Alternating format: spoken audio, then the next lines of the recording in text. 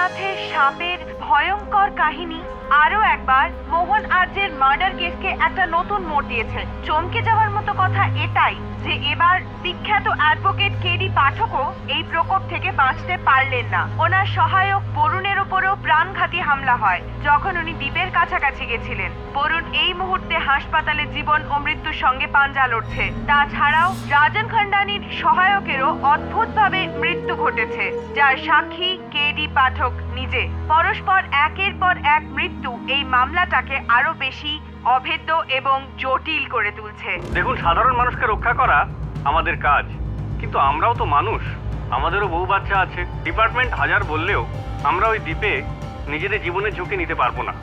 সেই জন্যই আমরা সিদ্ধান্ত নিয়েছি যে আমরা এই পদ থেকে ইস্তফা দেব।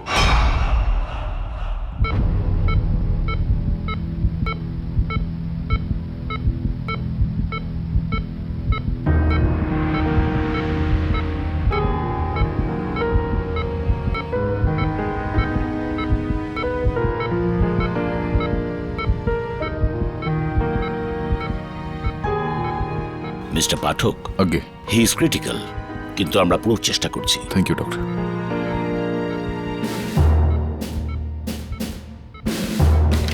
কেটি, আমি তোমাকে বলেছিলাম না ওখানে বিপদ আছে, বরুণকে ওখানে পাঠিও না। But you never listened to me. বিলি, ডোন্ট ওয়ারি, বরুণ একজন ফাইটার, ভালো হয়ে যাবে।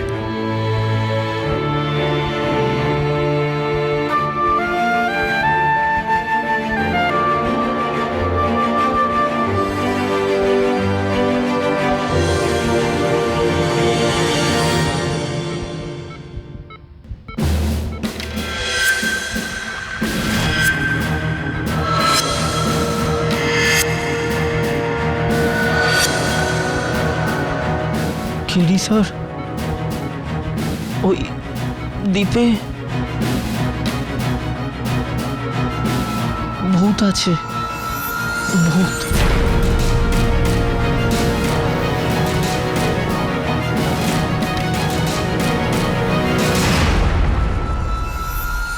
মা, নিজেকে শক্ত করো। তুই তো আমার খুব সাহসী মেয়ে। মনে আছে ছোটবেলায় আমি যখন তোকে গল্প শোনাতাম, তুই তো তার শেষটা আগেই বলে দিতিস।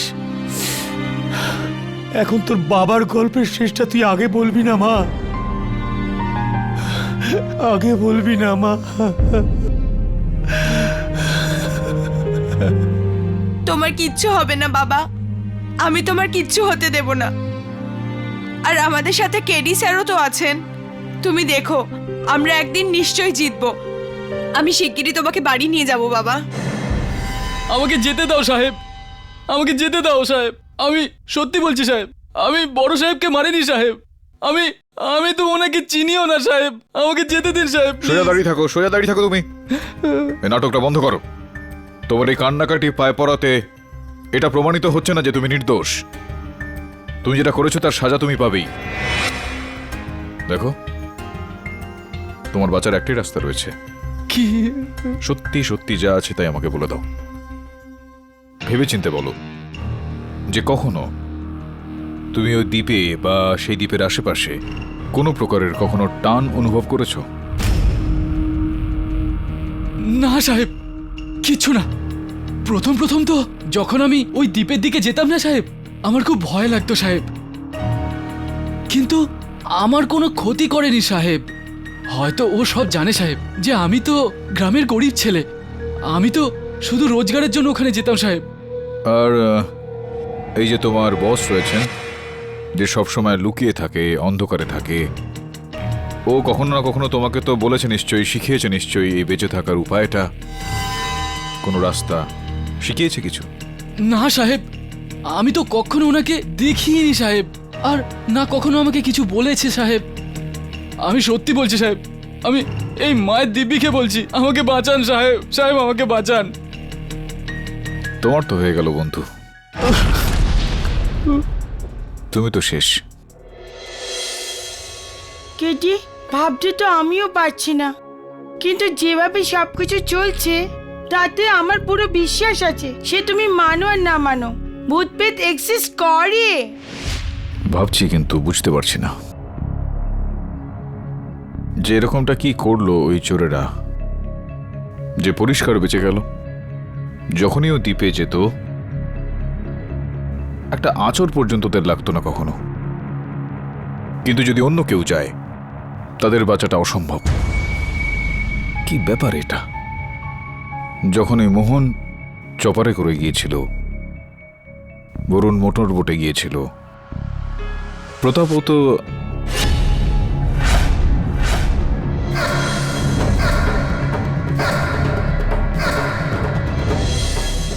কি হলো? হয়নি বিলি, এখনো হবে। এই কেসের কারণে বরুণের এরকম অবস্থা হয়েছে। আমার যে কোনো উপায়ে রহস্যটাকে বার করতে হবে। আর আমি কথা দিচ্ছি, যেই ব্যক্তির কারণে বরুণ আজকে এই পরিস্থিতিতে, সে আমার হাত থেকে বাঁচতে পারবে না।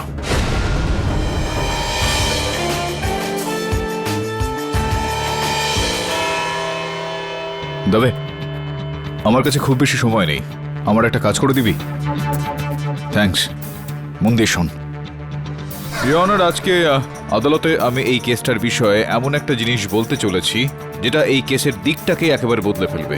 সর্বপ্রথম ইওর অনার, যেই হেলিকপ্টারে আর্যবাবুর মৃত্যু হয়েছিল সেটার মধ্যে কোনো রকম টেকনিক্যাল সমস্যা ছিল না, আর দুষ্কৃতীরাও তার উপর হামলা চালায়নি। এটা তুমি কি বলছো কেডি? মানে তোমার হিসেবে ওই ঠিকই বলছে ও, একদমই ঠিক বলছে।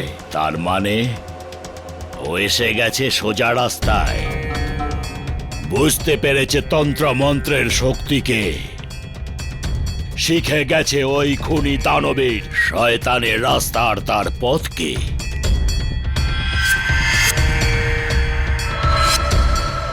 পাঠক বাবু, হ্যাঁ, ওই যে আপনার যে ওই একটা ইচ্ছে ছিল না সত্যের লক্ষ্যে পৌঁছানোর, আমার খুব আনন্দ হচ্ছে জানাতে যে আপনার সেই ইচ্ছে পূরণ হয়েছে। জয়সওয়াল বাবু, সত্য পর্যন্ত পৌঁছানোর এই ইচ্ছেটা আমার সব সময় পূরণ হয়, আর আপনার জেতার এই ইচ্ছেটা সম্ভবত এইবারেও পূরণ হবে না।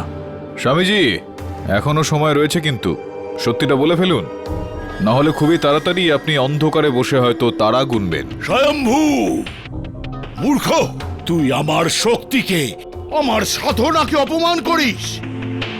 এবার আমি তোকে ছাড়বো না, কিছুতেই ছাড়বো না। আমি তোকে এইখানেই ভস্ম করে দেব, ছাই করে দেব।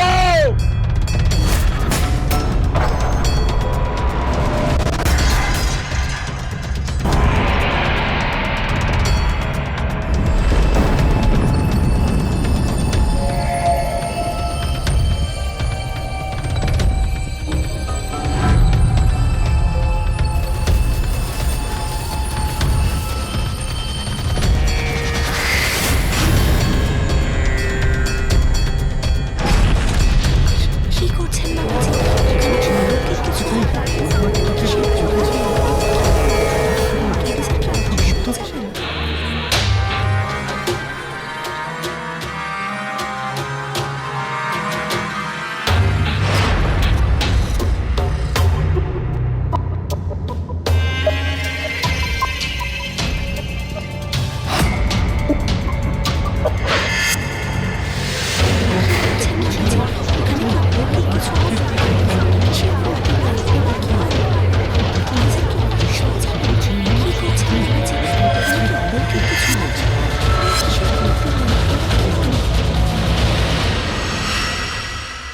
ক্ষমা চেয়ে নিচ্ছি অনার, এই মিথ্যে জাদুকরকে এই খেলাটার নমুনা দেখানোর দরকার ছিল এখানে।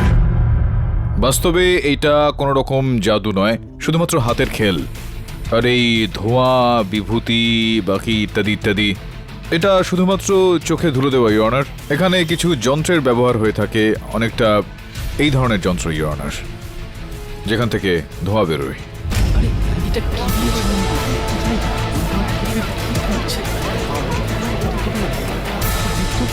ইওর অনার, আমি এখন আদালতে, যদি আপনার অনুমতি হয় তো তাহলে আরো একটা জাদু দেখাতে চাইব। অনুমতি দিলাম।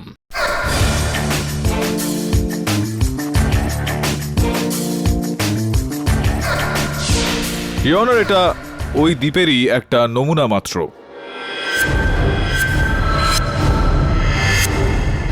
মেনে নিচ্ছি যে এটা একটা আসল জাহাজ। এখান থেকে এটা বেরোচ্ছে, জাহাজের কিচ্ছু হলো না।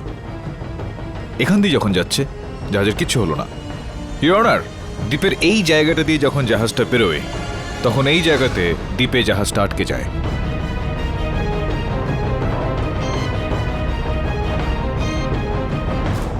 এখন ইওর অনার, এটা মেনে নিচ্ছি যে এই জাহাজটা বা ওই চপারটা যেটা করে আর্যবাবু সেখানে গিয়েছিলেন, আর এটা যখনই দ্বীপের ওখান দিয়ে যায় আর দ্বীপের ওপরের দিকে পৌঁছয়, তো ঠিক এইভাবেও দ্বীপটার দিকে আকৃষ্ট হয়ে যায়।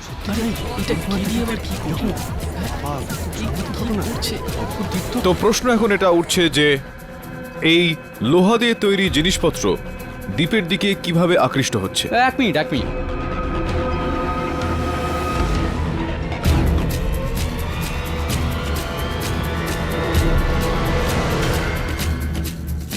হ্যাঁ কি পাঠক বাবু, জাদু জাদু ম্যাজিক ম্যাজিক এসব কিচ্ছু না। ইওর অনার, ম্যাগনেট, এটা চুম্বক। প্রথমবার আপনি এ জীবনে বুদ্ধির কথা বললেন। আসুন না, আসুন এই ময়দানে। ইওর অনার, জয়সওয়াল বাবু একদমই ঠিক বলেছেন। চুম্বকেরই কাজ এটা। এই কেসটা শুরু থেকে একটা বিষয় আমাকে জ্বালিয়ে আসছে, যে অন্তত কেন তাতিয়া তাওড়েকে ওই দ্বীপটা কোনো রকম ক্ষতি করেনি। তারপর আমি ভেবে দেখলাম যে তাতিয়া তাওড়ে কখনোই লোহা দিয়ে তৈরি নৌকা করে ওই দ্বীপের কাছাকাছি যায়নি।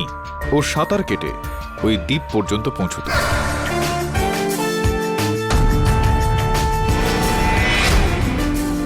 পিওনার, এই মার্ডার মিস্ট্রিটার সব থেকে বড় ভিলেন হলো ওই দ্বীপের ওই অংশের চুম্বক।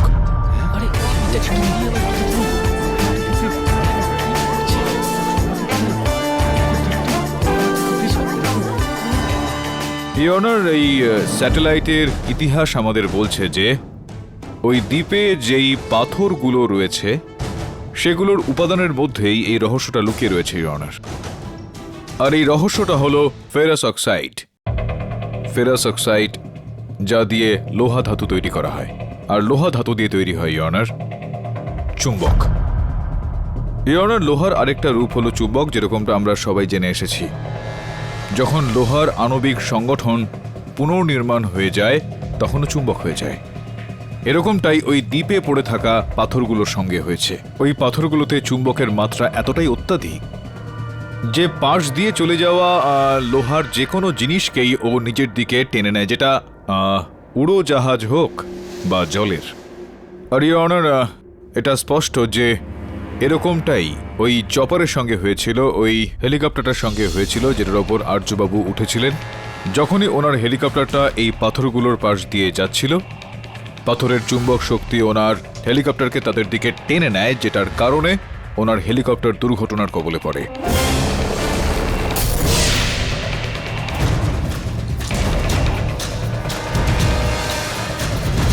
রিওনার, ওই দ্বীপের পাথরগুলোতে চুম্বক থাকার কারণে সবথেকে বেশি লাভ স্বামী রাজনাথ বাবুর হয়েছে। উনি এই বিজ্ঞানকে আধ্যাত্মিকতার রূপ দিয়ে সাদাসিধা মানুষজনকে বোকা বানিয়ে নিজের ব্যবসাটা চালিয়ে যাচ্ছেন। অলৌকিক শক্তির মতো বিচারধারার উপর প্রসিকিউশনের চিন্তাভাবনা খুবই দুঃখজনক। আর মিস্টার থাডানি, আপনার মতো দায়িত্বশীল নাগরিকের এটা মানায় না যে এমন অসৎ সাধুকে উৎসাহ দেওয়া। যে ক্ষেত্রে কেডির তর্ক আর ভাবনাকে আমি প্রশংসা করছি। কি করছেন বাবাজি? এখানে কি অলৌকিক কিছু হয়? এই ব্যাপারে আমি তোমাকে অভিনন্দন করতে চাই কেডি। ধন্যবাদ ইওর অনার। কেডি স্যার,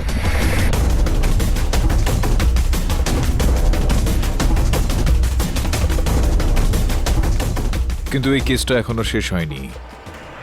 এইমাত্র আমি যেই বিষয়গুলো জানতে পারলাম সেটা অনুযায়ী আমি এটা বলতে চাইব যে মোহন আর্যবাবুর দুর্ঘটনায় মৃত্যু হয়নি, ওনাকে হত্যা করা হয়েছে। হ্যাঁ, কি? আমার এই কথাটাকে প্রমাণ করার জন্য আমি একজন বিমান বিশেষজ্ঞ মিস্টার বক্সিকে কাঠগড়ায় ডাকার জন্য অনুমতি চাইছি। অনুমতি দিলাম। ইওর অনার, মিস্টার বক্সি একজন বায়ু বিভাগের ইঞ্জিনিয়ার। আর বিমান যাতায়াতের ওই নিয়ন্ত্রণ রুমে অফিসার হিসেবে অনেক বছর ধরে ইনি কাজ করছেন। কত বছর হলো আপনি কাজ করছেন মিস্টার বক্সি? আগে গত 10 বছর ধরে। দয়া করে বলুন যে আপনার কি মনে হয় এই চার্টের মানেটা ঠিক কি? কি মানে হয় এটার, সেটা আদালতকে একটু বোঝান। এটাকে অ্যারোনটিক্যাল চার্ট বলা হয়। এটা প্রত্যেক পাইলটের জন্য একটা রুট ম্যাপ। রুট ম্যাপ মানে হচ্ছে চপার চালানোর ম্যাপ। চপার ওড়ানোর আগে প্রত্যেক পাইলটকে এটা দেওয়া হয়।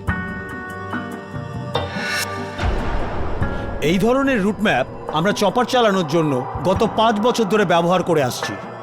এতে ওই অ্যাক্সিডেন্টাল জোন থেকে দূরত্ব বজায় রেখে ঘুরপথে যাওয়ার রাস্তা ব্যবহার করার ইনস্ট্রাকশন দেওয়া থাকে। মিস্টার বক্সি, এই দুটো চার্ট দেখে আদালতকে একটু বলুন যে এই দুটোর মধ্যে কি পার্থক্য, কি সাদৃশ্য? এই দুটোতে অনেক পার্থক্য আছে। এটা হলো আসল আর এটা নকল। এটার মানে কি দাঁড়ালো? এর মানে হলো মোহনের চপারের রুট ম্যাপ বদলানো হয়েছিল। এছাড়াও ওই পাইলট বিদেশি ছিল, ওর জন্য ওই জায়গাটা নতুন আর অন্ধকারও অনেক হয়ে গিয়েছিল। এই অবস্থায় পাইলট কি করবে? খুব সাধারণভাবেই রুটে যা দেওয়া হয় সেই ম্যাপ অনুযায়ী চপার চালাবে। ইয়নার, সব মিলিয়ে মোহনার্য বাবুর বিদেশি পাইলট বদল করা রুট ম্যাপে যে রুটটা ছিল সেটার ব্যবহার করলো, নাকি অন্য কোন রুটে গেল? সোজাসুজি সেটার উপর দিয়ে গিয়েছিল এবং তারপর কি হয়েছিল সেটা আমরা সবাই জানি। কিন্তু কেডি, ওই সন্দেহভাজন ব্যক্তি কে যে রুট ম্যাপ আমি বদলেছে? বলবো ইওর অনার, যদি অবশ্য পাঠকবাবু আপনার আপত্তি না থাকে তো। উত্তর রয়েছে এটার আপনার কাছে, বলুন না। ইওর অনার, আমি থাডানি বাবুর কোম্পানিতে কর্মরত রাঘব বাবুকে এখানে ডাকতে চাই। অনুমতি দিলাম।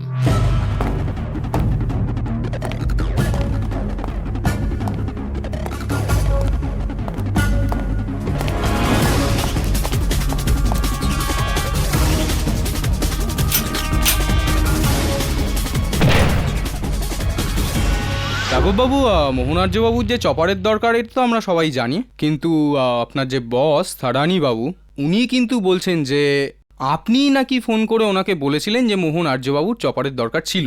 আগে না, এটা মিথ্যে কথা। আমি এ ধরনের কোনো ফোন করিনি। কি আজে বাজে কথা বলছো?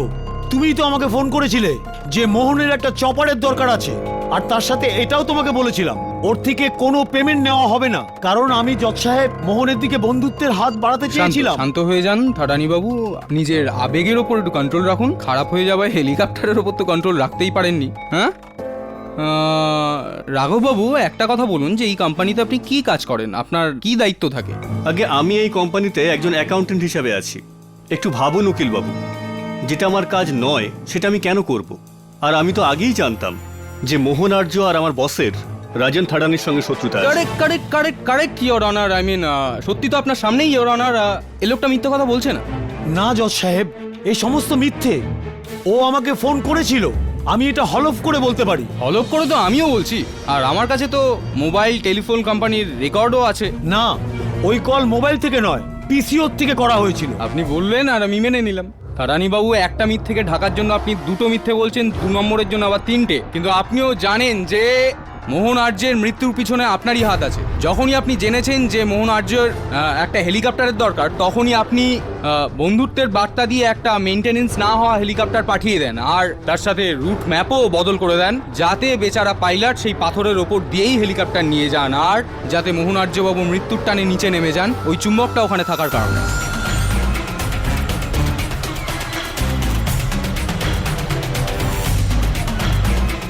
আর হ্যাঁ, তারপর আপনি জানতে পারেন যে যদি তদন্ত হয় তাহলে আপনি ধরা পড়ে যাবেন যে মেনটেনেন্স করা হয়নি, তাই আপনি আপনার কর্মচারী অজয়কেও সরিয়ে দিলেন।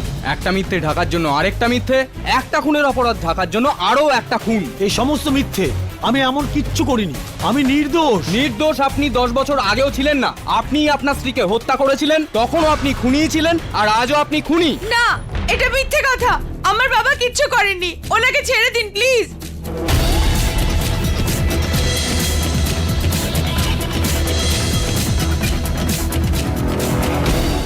ইয়নার, 10 বছর আগে যে ঘটনাটার কথা প্রসিকিউটর মহোদয় বলছেন, মিসেস থানানির মৃত্যু, এটা ওনার মৃত্যুর মেডিকেল রিপোর্ট ইয়নার।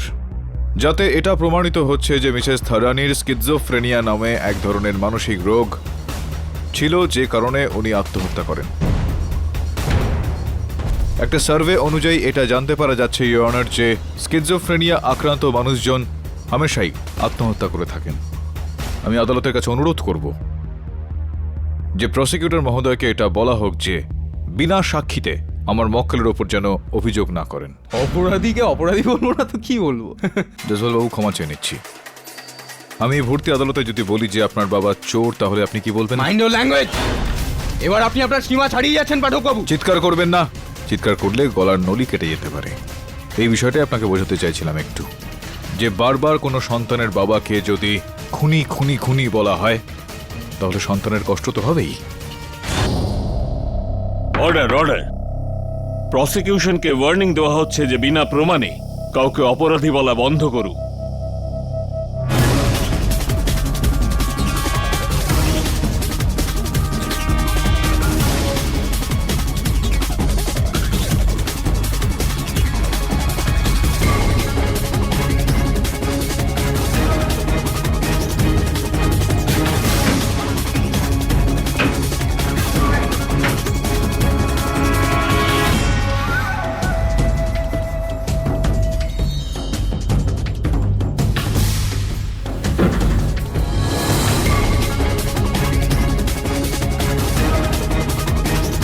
রিওনার এই কেসটা যখন চলছিল তখন সবাই ওই দ্বীপের রহস্যটা জানতেই ব্যস্ত হয়ে পড়ে, কিন্তু কেউ এটা জানার কোনো রকম চেষ্টা করলো না যে দুষ্কৃতকারীদের সর্দারটাকে।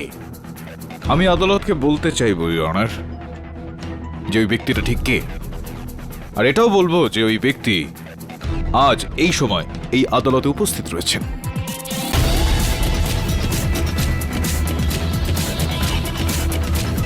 সুকুমারন বাবু, ওনাকে আমি কাঠগড়ায় ডাকার জন্য অনুমতি চাইছি। অনুমতি দিলাম। খুবই বিচিত্র ব্যাপার এটা সুকুমারন বাবু।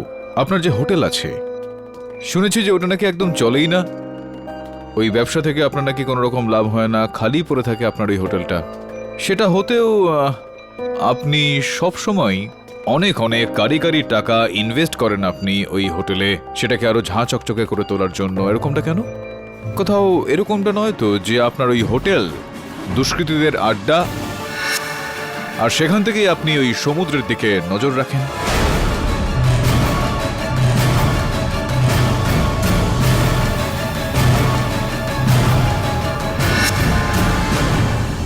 Your honour, inspector Deb Sukumaran বাবুর হোটেলের রুমে রেড করেছিলেন, তল্লাশি করেন, আর কিছু দুর্মূল্য বস্তু সেখান থেকে বাজেয়াপ্ত করেছেন, যেরকম একটা দূরবীন রয়েছে যেটার ব্যবহার করা হয়ে থাকে রাতে জিনিসপত্র দেখতে।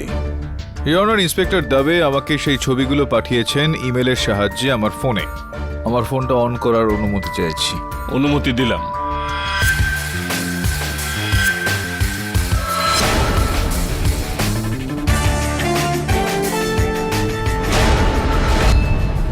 ইওর অনার, আমার আশঙ্কা রয়েছে, সন্দেহ রয়েছে যে যা কিছু হয়েছে সেগুলোর পেছনে সুকুমারন বাবুরই হাত রয়েছে। সবার প্রথমে ইনি থারানি বাবু আর আর্য বাবুর বিষয়ে সবকিছু খবরাখবর নেন, আর তারপর রাঘব সেজে ইনি থারানি বাবুকে ফোন করেন আর ওই হেলিকপ্টারের ব্যাপারে খোঁজ খবর নেন। আর তারপর ইনি যখন আর্যবাবু ওই উড়ানে উঠতে চলেছিলেন তখন ইনি গিয়ে ওই উড়ানের নকশাটা বদলে দেন, যে কারণে ওই চপারটা ওখানে আটকে যায় আর দুর্ঘটনার কবলে পড়ে। কি করছেন বাবাজি? ওখানে কি অলৌকিক কিছু হবে? কিসের করছেন? কেডি স্যার কি অদৃশ্য হয়ে যাবে? Silence in the court. শুধুমাত্র এইটুকুই নয় ইওর অনার, থানানি সাহেবের উপর এই অভিযোগটা আনার জন্য ইনি ওনার কর্মচারী অজয়কে ফাঁসালেন। অজয়ের সাহায্যে ইনি হেলিকপ্টারের মেইনটেনেন্স রেকর্ডটা বদলে দিলেন যাতে সন্দেহটা থানানি সাহেবের দিকে যায়। আর যখন ইনি ইঙ্গিত পেলেন যে হতে পারে অজয় সত্যিটা বলে দেয়, তখন ইনি অজয়কেও মেরে ফেললেন। কি? আমি মানছি যে আমি স্মাগলিং চক্র চালাই, কিন্তু মোহন আর্য আর অজয়কে আমি খুন করিনি। আমি তো একদম জানতামই না যে মোহন স্যার চপারে যাওয়ার কথা বলবেন। আমি তো ওনার জন্য একটা মোটর বোটের বন্দোবস্ত করেছিলাম, আর আমি ওই বোট চালককে বিশেষভাবে বলেও দিয়েছিলাম যে দ্বীপের সামনে দিয়ে যেন একদম না যায়। সুকুমারন, আমার খুব তাড়াতাড়ি একটা চপার দরকার। দেখো, কাল সকালেই আমাকে ওই আইল্যান্ডে পৌঁছতে হবে। কিন্তু আপনার তো আজকেই যাওয়ার কথা ছিল। আমি আপনার জন্য মোটর বোটেরও বন্দোবস্ত করেছি। কি করব সুকুমারন, পদ্মার শরীরটা আসলে ঠিক নেই, আর ও জলপথে যেতে পারবে না, কারণ ওর বোটে গেলে কিছু সমস্যা হয়। তাই আমার মনে হয় চপারে গেলে ও সুস্থ আর নিরাপদ থাকবে। কিন্তু স্যার, কালকেই এত তাড়াতাড়ি হয়তো আমি চপারের বন্দোবস্ত করতে পারবো না। স্যার, আপনি মোটর বোটেই যাচ্ছেন না কেন? ওহো মিস্টার সুকুমারন, আমাকে ফালতু পরামর্শ দিয়ে আমার সময় নষ্ট করো না। আমি যেটা বলছি সেটাই করো। যেভাবেই হোক আমার কাল সকালে চপার চাই। আরে আমি একটা পাইলটও জোগাড় করেছি এর জন্য। Okay sir. পাইলটকে তাড়াতাড়ি ইঞ্জিন অন করতে বলো। সরি স্যার, কিন্তু ভালো এটাই হবে যে যদি আপনার যাত্রা কাল পর্যন্ত স্থগিত রাখেন। অন্ধকারও হয়ে আসছে, আর আপনি তো জানেন যে ওই দ্বীপটা অভিশপ্ত। আর আপনি এসব ফালতু কথা সুকুমারন, এই সমস্ত গল্প আর মিথ্যে কথায় আমার সিদ্ধান্ত বদলাতে পারবে না। যদি আমি মোহন আর্যকে মারতেই চাইতাম, তাহলে আমি ওনাকে যাবার জন্য আটকাতামই বা কেন? রাইট, ইয়োর অনার, সুকুমারন বাবুর বলা সমস্ত কথা খতিয়ে দেখা দরকার, কারণ উনি মোহন আর্য বাবুকে খুন করেছেন এটা আমার মনে হয় না। কি করেছেন বাবাজি? ওখানে কি অলৌকিক কিছু হবে? Order order. এই আদালত 2 ঘন্টা পরে আবার শুরু হবে।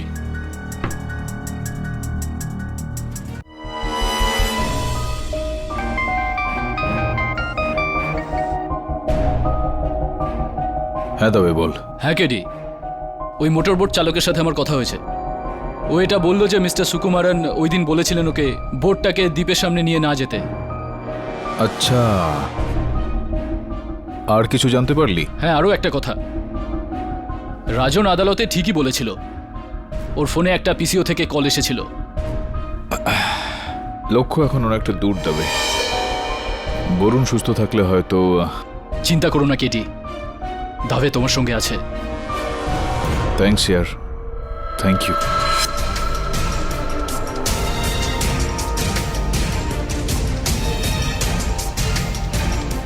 তো রাঘব বাবু, ফোন কলটা আপনি করেননি থারানি বাবুকে? স্যার, আমি কতবার বলবো যে আমি এই ধরনের কোনো কল করিনি, আর আপনি আমার ফোন রেকর্ড চেকও করেছেন। যদি আপনি ফোন কলটা না করে থাকেন তাহলে প্রশ্ন উঠছে যে ফোনটা করলো কে? আগে থারানি বাবুকে জিজ্ঞেস করছি। থারানি বাবু, কত বছর হলো রাঘব বাবু আপনার সঙ্গে কাজ করছেন, আর কিভাবে দেখা হলো আপনার ওনার সঙ্গে, বলুন না। রাঘব আমার কাছে এই 6 মাস ধরে কাজ করছে। একে আমি স্বামী রাজনাথের সুপারিশে রেখেছিলাম। আচ্ছা আচ্ছা আচ্ছা আচ্ছা, স্বামী রাজনাথ বাবুর কথা মতো বেশ ঘনিষ্ঠ বন্ধুত্ব রয়েছে আপনার স্বামীজির সঙ্গে। এই ছবিটা আছে দেখুন।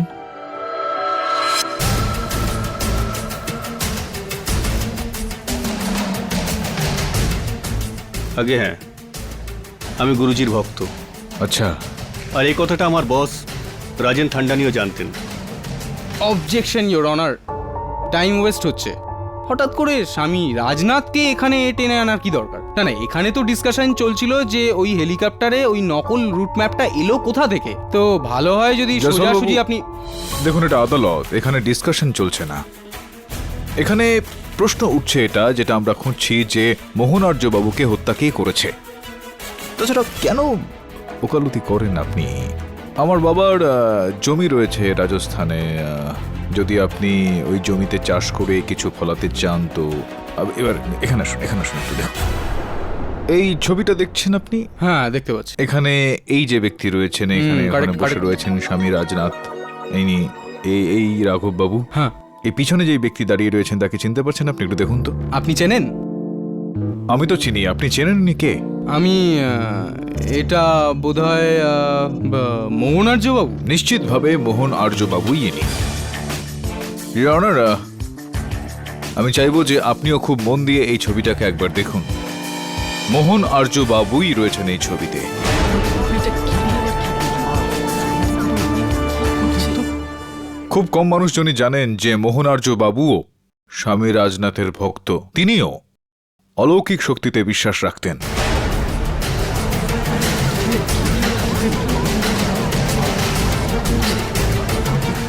এক minute, your honour. Your honour, এটা মোহনার্য বাবুর ব্যাংকের তালিকা, যার থেকে এটা স্পষ্ট হচ্ছে যে অনেকগুলো টাকা ওনার অ্যাকাউন্ট থেকে স্বামী রাজনাথ বাবুর অ্যাকাউন্টে ট্রান্সফার করা হয়েছিল।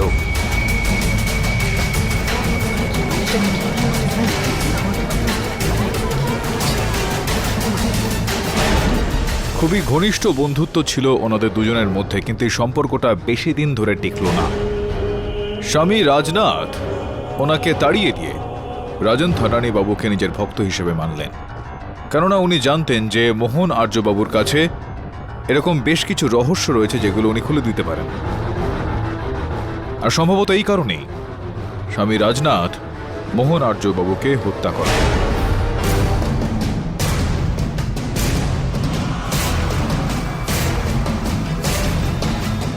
আর আপনি, রাঘব বাবু, আপনি এই পরিকল্পনায় স্বামীজিকে সাহায্য করলেন। আগে না।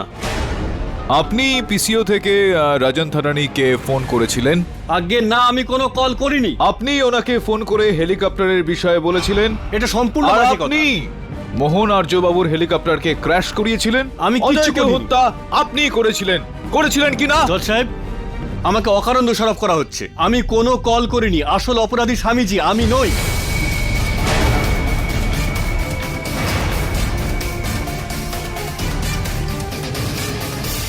আরে কিন্তু গম পেশার সময় তার খোসাটাও তো পিষে যায় আমার বন্ধু। ইওর অনার, স্বামীজিকে কাঠগড়ায় ডাকার জন্য অনুমতি চাইছি। অনুমতি দিলাম।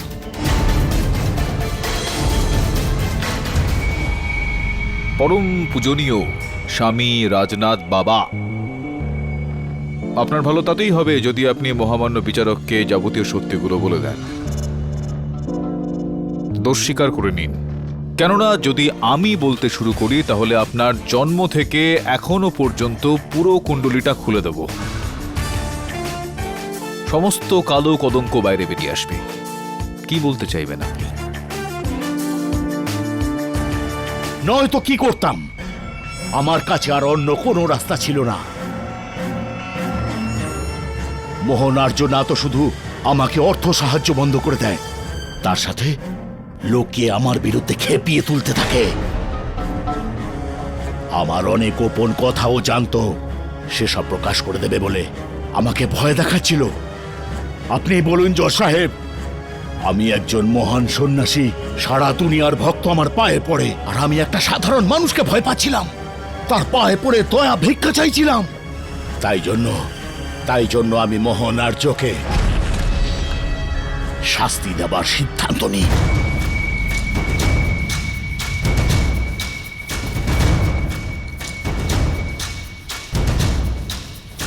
এই কাজে রাঘব আমাকে সম্পূর্ণ সহায়তা করে।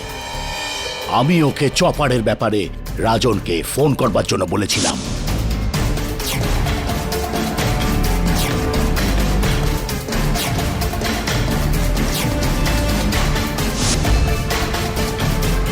আর তারপর চপারের নকশা আমি রাঘব আর অজয়ের সাহায্য নিয়ে বদলে ফেলি।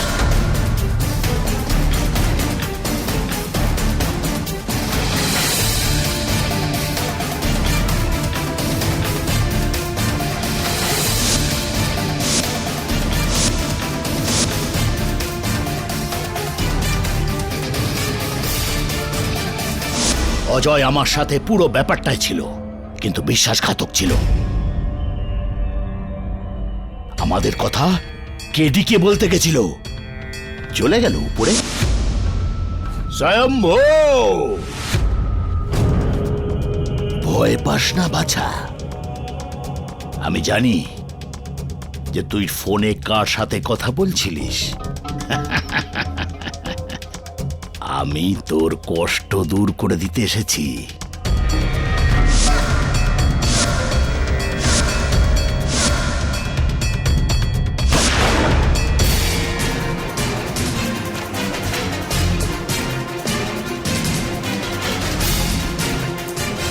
আর তারপর মোহন আর্যর খুনের কেস শুরু হয়। আমি নিজেকে ওই ঘটনা থেকে দূরে রাখবার জন্য ওই দ্বীপের মিথ্যে গল্প বানাতে শুরু করি। আমি জানতাম যে আদালত ওই শয়তানি শক্তির গল্প বিশ্বাস করে আমাকে শাস্তি দিতে পারবে না, কিন্তু হ্যাঁ, এই সব ঘটনায় আমার প্রচার খুব বেড়ে গেছিল।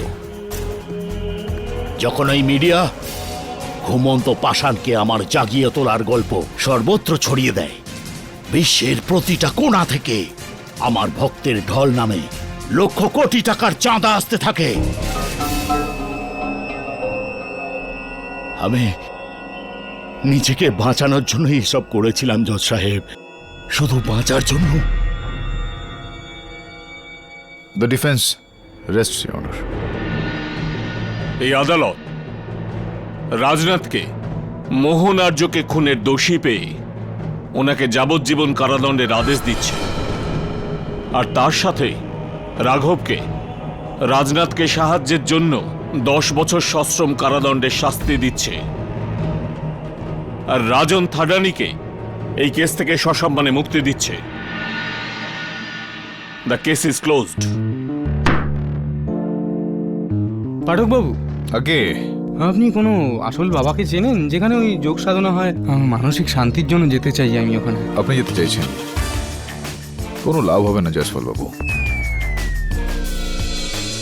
সব মিলিয়ে এখানে কোনো অলৌকিক শক্তি বা কোনো ভূত প্রেত ছিল না।